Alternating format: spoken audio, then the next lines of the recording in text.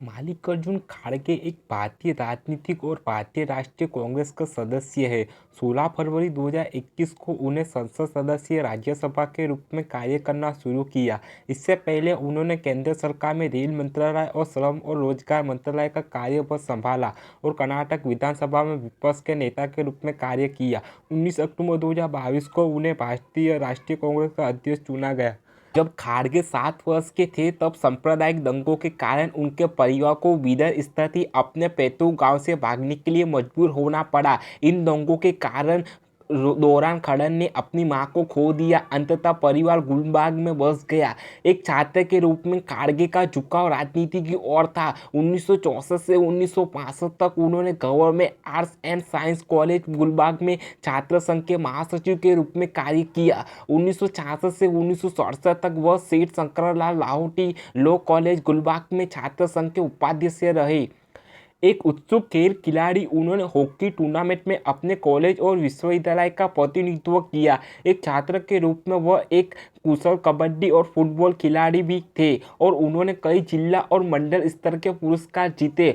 अपनी औपचारिक शिक्षा पूरी करने के बाद उन्होंने एक वकील के रूप में कुछ समय का कार्यकाल बिताया। शुरुआत में उन्होंने न्यायमूर्ति शिवराज पाटिल के अधीन वकालत की। उन्होंने एमएसके मिल्स और अन्य औद्योगिक श्रमिकों के ट्रेड यूनियन के अधिकारों के लिए लड़ाई लड़ी। 1969 में उन्होंने कांग्रेस के साथ सक्रिय राजनीति में कदम रखा और गुलबर्ग सिटी कांग्रेस कमेटी में अध्यक्ष बने। सीएम के बाद स्टीफन जिन्होंने 1980 में उपचुनाव जीता था। खाड़गे गुलबर्ग से केंद्रीय के कैबिनेट मंत्री के रूप में नियुक्त होने वाले दूसरे सांसद हैं। उन्होंने श्री सिद्धार्थ एजुकेशन सोसाइटी तुमकुर के अध्यक्ष और कर्नाटक पीपुल्स एजुकेशन सोसाइटी के अध्यक्ष के रूप में कार्य किया है। वह सिद्धार्थ बिहार ट्रस्ट के संस्थापक अध्यक्ष और 2012 तक इसके अध्यक्ष के रूप में कार्य करते थे। वह बेंगलोर के सांस्कृतिक केंद्र चौदिया मेमोरियल हॉल के संरक्षण है। खाड़गे ने केंद्र की नवीकरण योजना और कर्जों से उबरने के लिए अपना हाथ बढ़ाया।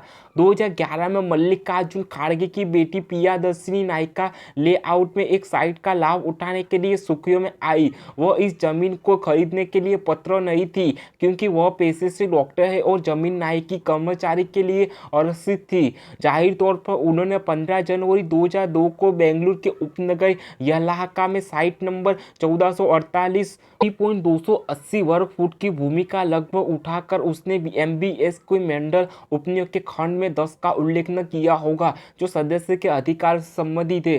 खंड 10 भी कहता है कर्मचारी हाउस बिल्डिंग सोसाइटी के मामले में वह उस संगठन का कर्मचारी है जिसके लिए सोसाइटी का आयोजन किया गया है और उसने कर्नाटक में न्यूनतम 5 साल की नियंत्रण या रुक कर सेवा की है। हालांकि आरोपों को इलाकों में उन्होंने 2011 में कर्नाटक राज्य न्यायिका विभाग कर्मचारी house building co operative society को संबंधित भूमि वापस कर दी।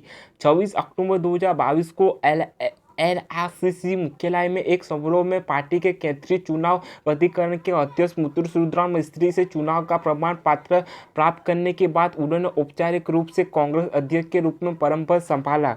24 अक्टूबर 2022 को नई दिल्ली में कांग्रेस अध्यक्ष के रूप में कार्यभार संभालने से पहले राजघाट पर महात्मा गांधी को श्रद्धांजलि देते हुए मल्लिकार्जुन खड़गे दिखाई दिए।